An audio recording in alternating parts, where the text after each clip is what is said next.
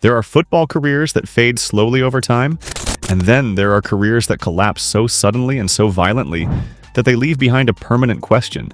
What if? Few players in football history represent that question better than Adriano. At his peak, Adriano wasn't just good, and he wasn't just promising. He was physically terrifying. For a brief period in the mid-2000s, he looked like the prototype of the modern striker. Power, technique, intimidation, and goals fused into one body. Yet today, Adriano's name is rarely mentioned alongside the all-time greats. Not because he lacked talent, not because he lacked opportunity, but because his career was derailed by something football still struggles to understand. But the one I felt that could do it longer was, and he didn't do it, was Adriano, when I was in Inter. That for me was, when I came to Inter, the first thing I said to the president, I demand him to stay because he's the player I want to play with. Adriano grew up in Vila Cruzeiro, one of Rio de Janeiro's most dangerous favelas. His childhood wasn't shaped by academies or sports science, it was shaped by survival.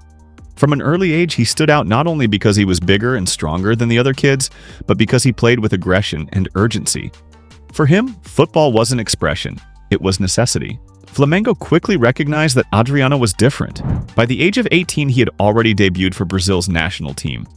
An extraordinary achievement considering the depth of Brazilian attacking talent at the time. When Inter Milan signed him in 2001, they didn't see a long-term project. They saw a weapon. Inter loaned him out first to Fiorentina and then to Parma, a crucial phase in his development. At Parma, Adriano wasn't protected by dominance. He was tested weekly in Serie A, still the most tactically demanding league in Europe at the time. And he passed. Across the 2002 Euro 3 and 2003 Euro 4 seasons combined, Adriano scored over 20 goals in all competitions, many of them against elite Italian defenses. But the numbers only tell half the story. What made Adriano special was how he scored. Long-range left-footed strikes with almost violent power. Goals under pressure, with defenders hanging off him. Finishes that didn't rely on space, timing, or elegance. He didn't evade defenders, he went through them.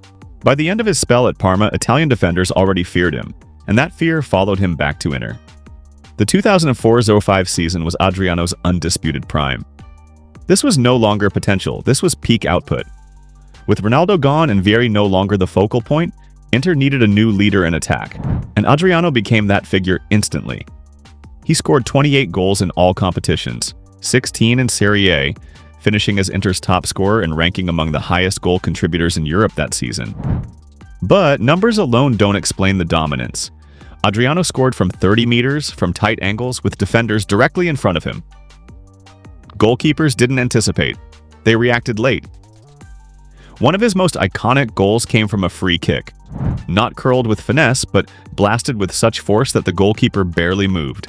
Italian commentators described his shots as un tiro violento, violent strikes, and the description stayed with him. Adriano was a nightmare matchup because he broke defensive logic. Most strikers are stopped by reducing space, forcing them wide or delaying the shot. None of that worked on Adriano. He didn't need space, he didn't need time, and he didn't rely on finesse. At nearly 1.90 meters tall with explosive acceleration, he combined the physical presence of a traditional number 9 with the shooting power of a long-range specialist. That combination was rare even then. Defenders couldn't step off him because he would shoot. They couldn't step into him because he would overpower them. They couldn't foul him lightly because he would stay on his feet. For a brief moment, Adriano looked like the most unstoppable striker in Europe. The 2004 Copa América marked the turning point in Adriano's public image. Brazil arrived with a weakened squad, missing several European stars, and expectations were low. Adriano didn't just step up, he dominated. He finished as the tournament's top scorer with 7 goals, scored decisive goals in knockout rounds, and delivered a dramatic last-minute equalizer in the final against Argentina. That final goal changed everything. In one moment, Adriano went from emerging star to national symbol. Brazil won the tournament, and Adriano was named player of the tournament. From that point on, expectations exploded. By late 2004, Adriano had everything football celebrates: elite club status, national team responsibility, commercial appeal, and relentless media attention. But football rarely asks one important question: is the player ready for the weight that comes with it? In August 2004, Adriano's father died suddenly from a heart attack. That moment fractured his life. Adriano has openly said that his father was his emotional foundation, the person who kept him grounded, disciplined, and balanced. Without him, Adriano drifted. Football noticed the symptoms, but misunderstood the cause. Porque na época eu perdi meu pai, e eu não ia mentir pro Moratti, cara. Aquele cara que me botou pra jogar na Inter de Milão, eu não posso nunca disfarçar de jogar futebol. Ele que me deu a oportunidade de ser imperador. Então eu vou mentir pro cara, apesar de ganhar, sei lá, na época eu ganhava. The decline didn't begin with missed chances. It began with behavior. Late arrivals to training, weight issues, disciplinary fines. Media narratives turned ruthless. The same strength once praised was reframed as laziness. The same personality once celebrated was reframed as irresponsibility. And football responded the only way it knew how. Pressure, punishment, expectations, not support.